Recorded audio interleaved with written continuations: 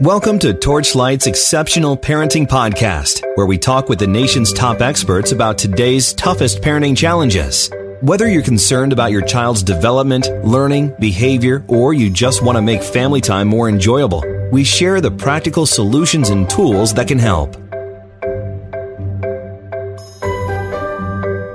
Hey, podcast listeners. Welcome back to our discussion about teen stress with Sal Caraviello.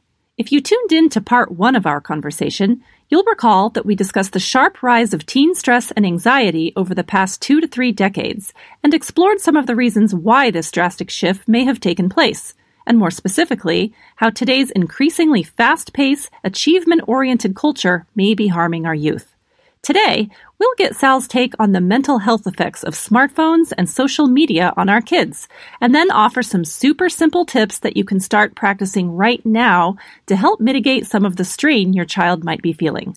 Thanks for joining us. Now on to the show. We're in this day and age that we think that we haven't diagnosed the mental illness that they were born with. And now we need to rush them towards that diagnosis of something is wrong with their brain. And I'm saying absolutely not. I find when there are issues, the overwhelmingly vast majority of times, our kids are environmentally ill. They're not mentally ill. I like the way you state that. That's profound.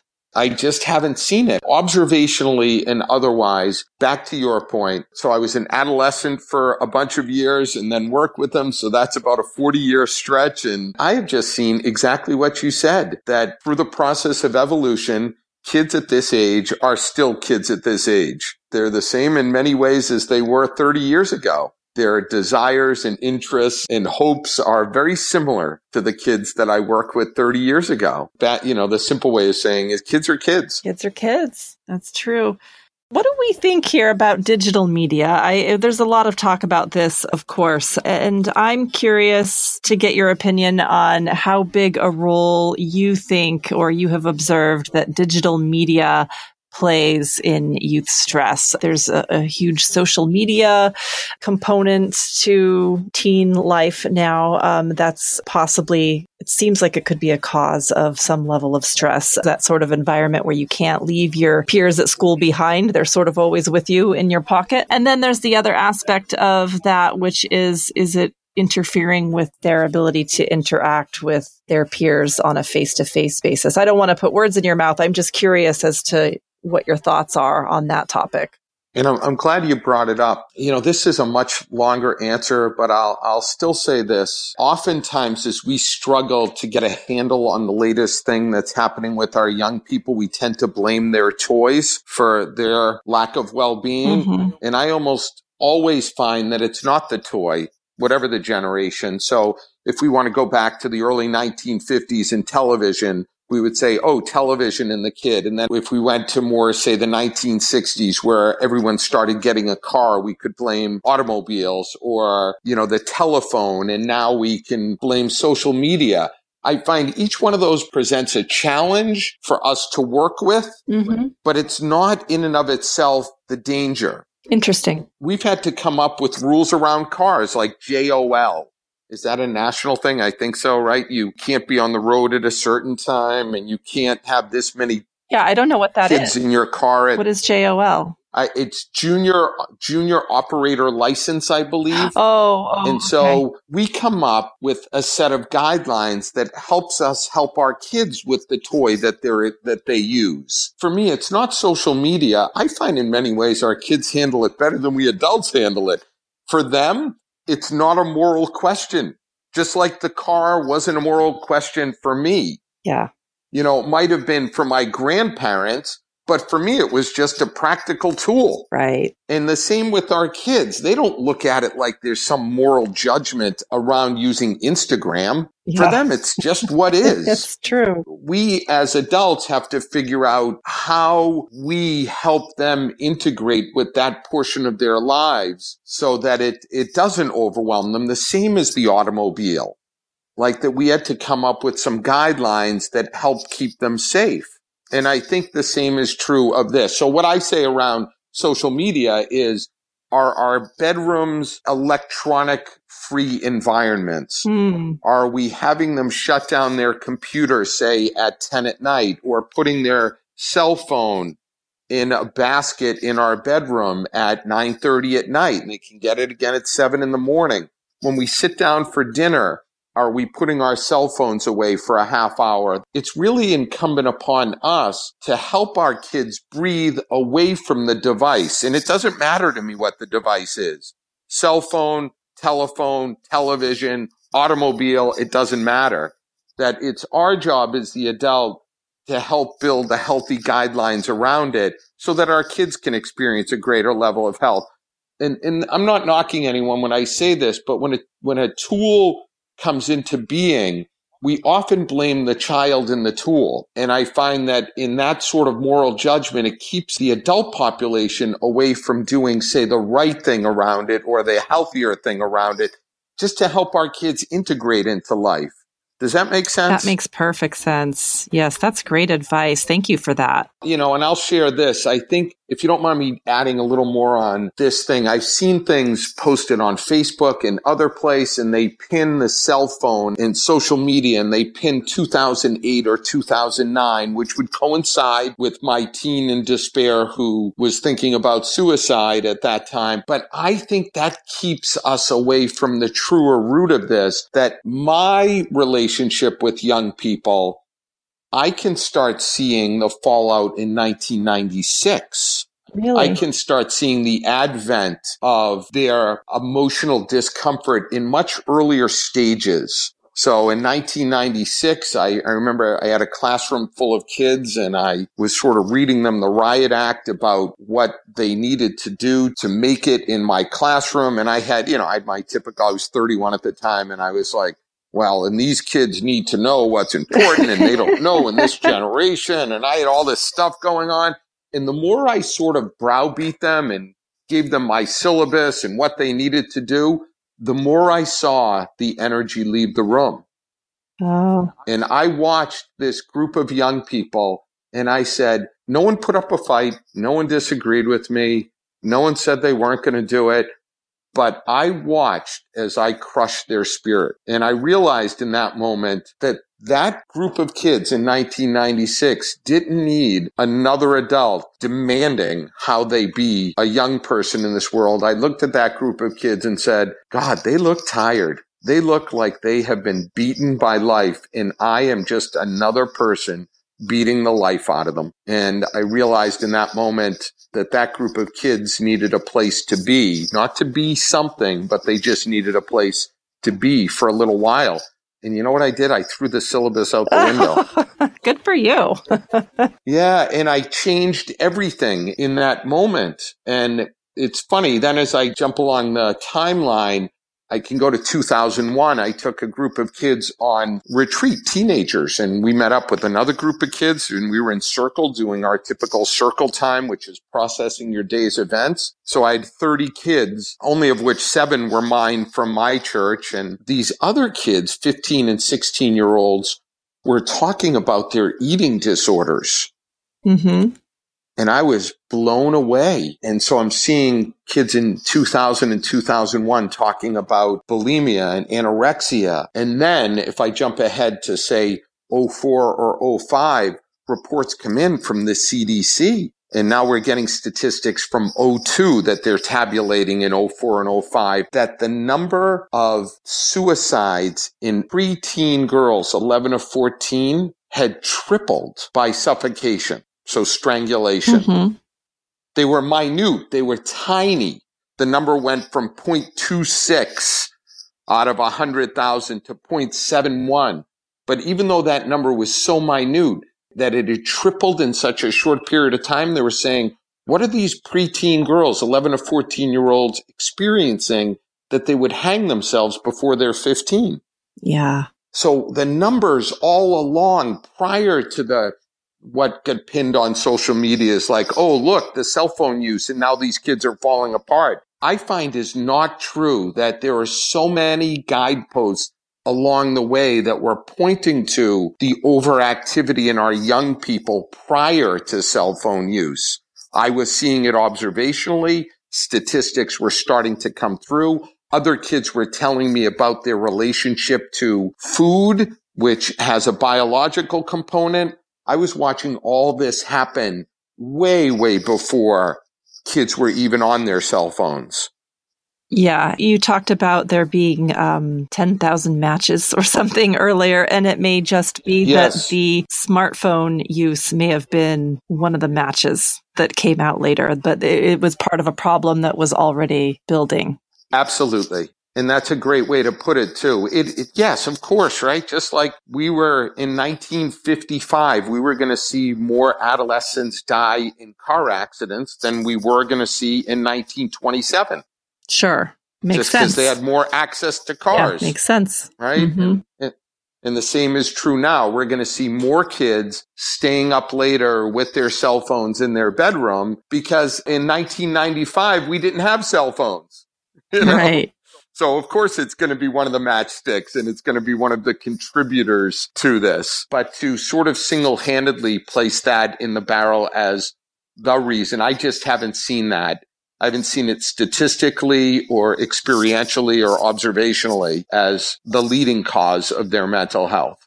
Interesting. Well, few people would argue that we're living in rather chaotic times. And I'm wondering, do you feel that some kids might be feeling traumatized by the unpredictability and violence that they see in the world right now? How do the kids that you know and work with view the times that we're living in, and what do they have to say about it? Oh, I love that question. Thank you, Stephanie. You know what? Again, for young people, times are times. So for us, we have a canvas in which to put all these different times to then in our minds compare them to other times.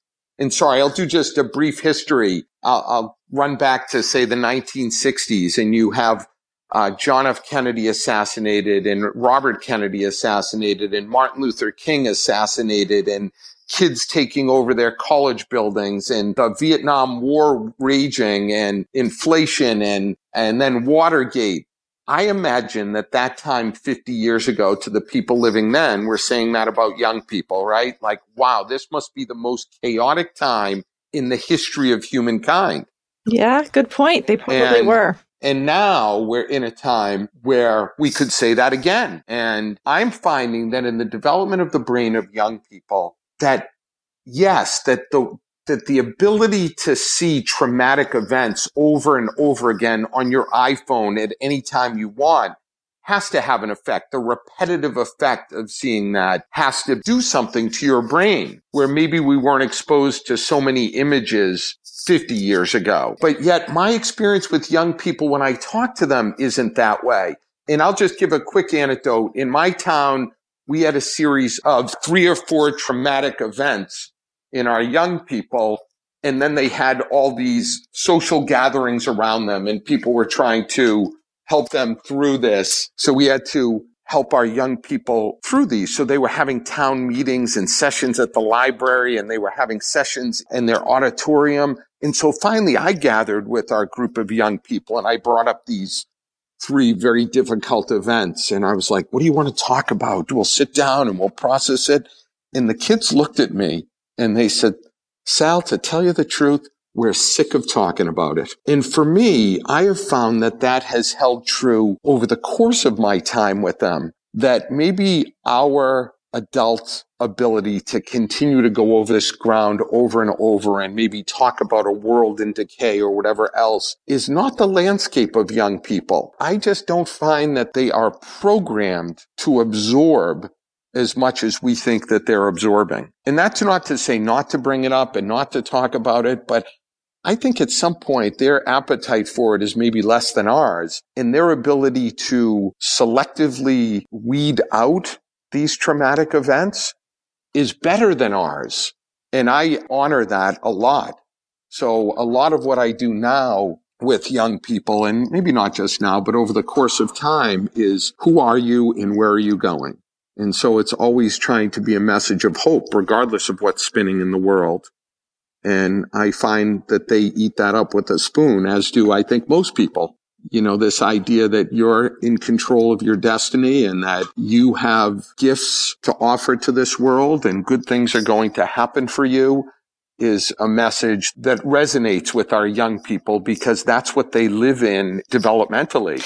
Well, and it is. becomes incumbent upon adults to feed it. Sorry. No problem. I think that kids that age are more hardwired to be hopeful than adults. And so I think that that's wonderful that they have not lost that. So that's very encouraging. Yeah. And again, I'm glad you said that. They're hardwired to be hopeful. That's a beautiful, beautiful line. And I find, again, it becomes incumbent upon us adults to then provide more of that for them. Yeah. Like we have to feed more of that to them because that's where they are. And that will be the elixir for them having better futures. They want it.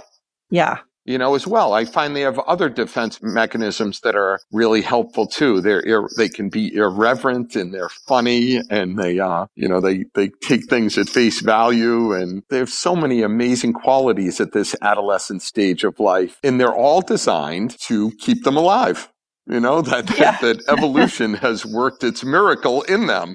They already have the gifts they need at the age they are to help keep them alive. So cool. Very, very cool. What can we do as parents to help reduce the amount of stress that our children experience? If you could highlight a few tips for us in terms of what would really be helpful to them, like what are the top, say, 2 or 3 things you think that each parent could do to start addressing this situation? I say this all the time, and I don't want this to sound corny in any way, shape, or form, but the love that parents have for their children will always be the number one thing for a child's well-being in this world and into adulthood. Yeah. So how well we love our kids is the end-all, be-all. And that's not just a religious sentiment. It's not just an emotional sentiment. That is much like you were saying, they're hardwired for hope. They're hardwired for love too. And so I've seen that. You mentioned that earlier, and I've seen that in great numbers through this generation of kids, how much their parents love them. And I tell parents all the time, I'm like, that's going to do it. You keep loving them through these hard times, and you keep being there for them, and you keep preaching a message of a better future for them, and it seeps in. And I'm not trying to mitigate the difficult challenges or the biological challenges we now face with the mental health issues, but loving our kids is number one. And there are 2 things that go along with that. And one is we know our parents already love our kids. What's the message we're sending them? So if the message we're sending them is one of fear and doubt and worry and confusion, because we love them, that message is going to seep in. And so sort of doing a gut check of what our own messaging is. So if we say, geez, I do say all the time, I do give them the worry things all the time. I want to sprinkle in a few more positive things with my message of love to tell them why I'm worried, because I care so much about them, or because I want them to have a bright future, or because I see their giftedness. So recognizing what our messaging is to our kids, and does it coincide with the love we feel? Because I think that's really what we're trying to articulate every time we talk to our kids, is just how much we love them and think the world of them.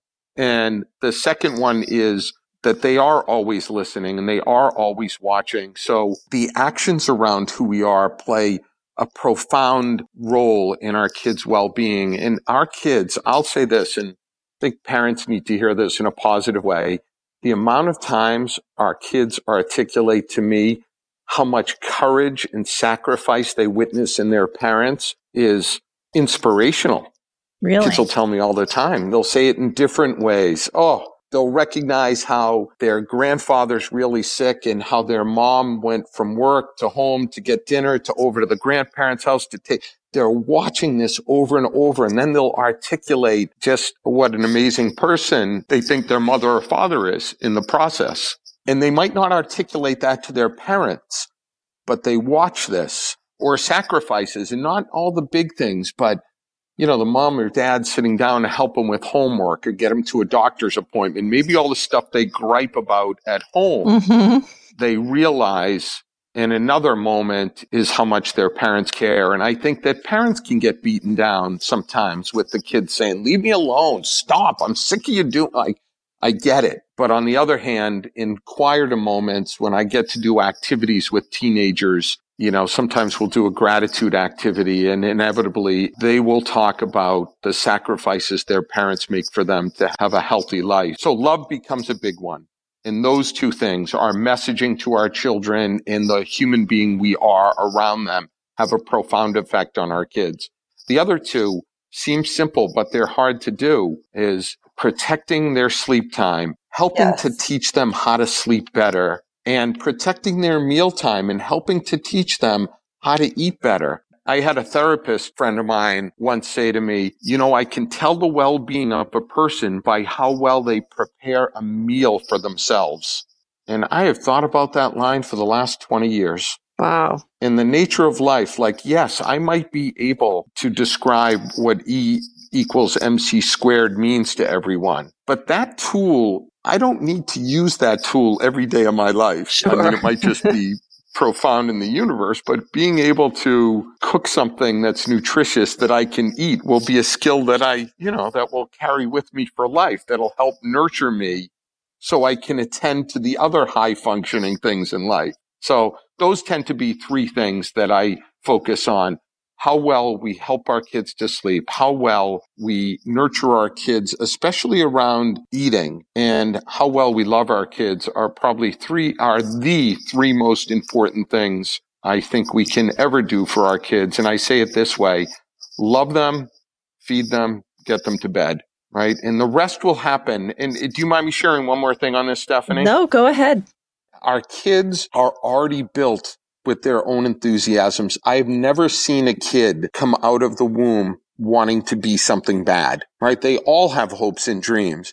They're going to take care of that almost on their own. So our job becomes taking care of the basic necessities that will help them take care of their enthusiasms. They already have their enthusiasms, right? They're just by the nature of life. But now it's our job to help them take care of themselves so they can attend to those big dreams and visions that they have inside themselves, which I've seen built into all kids, unless it's been beaten out of them.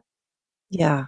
Well, fantastic advice, Sal. I love what you have covered in the last few minutes, especially these tips are very simple. And, it really seems to be about just sort of taking things back to the basics: love, rest, food, relationships. It's the wisdom of our grandparents, I guess, right? It's pretty simple. Thank you for summing it up. You have a great way of taking this and boiling it down, which I love, because you are absolutely 100% correct. And in some ways, you're a parent, I'm not. I can barely get myself out of the house. I say, I get it. It's not hard to give your kid lunch.